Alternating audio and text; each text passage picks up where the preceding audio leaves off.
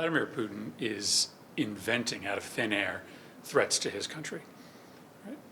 It was Vladimir Putin that invaded Crimea. It was Vladimir Putin that invaded eastern Ukraine. It was Vladimir Putin that invaded Georgia.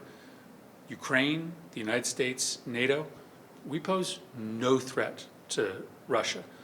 And Vladimir Putin should know that. To the extent that the United States has increased our military footprint in Ukraine or in Eastern Europe, it is only because of Russian aggression in Eastern Ukraine and Crimea. If Russia wants to come to the table and discuss the withdrawal of its presence from Eastern Ukraine and Crimea and a commitment to Ukrainian sovereignty, then the United States doesn't have to spend the amount of money that we are when it comes to the collective security of NATO or support for Ukraine.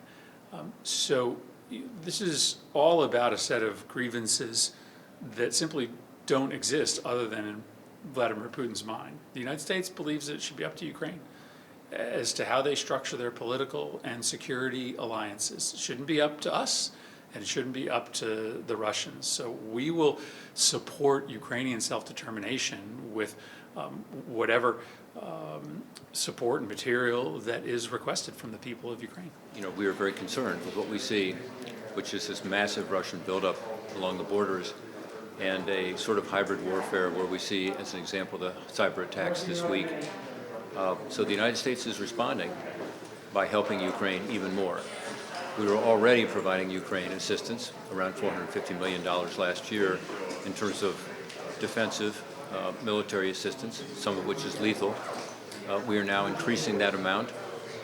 We're also talking about additional sanctions. There's a consensus now among Republicans and Democrats that should something happen, should the Russians make a terrible mistake and proceed with the use of all these troops, that there will be devastating sanctions put in place, unprecedented sanctions that we haven't seen before, and that these sanctions would have an impact on the economy of Russia, but also on individuals within Russia who are making these poor decisions to try to destabilize a sovereign, independent, free country.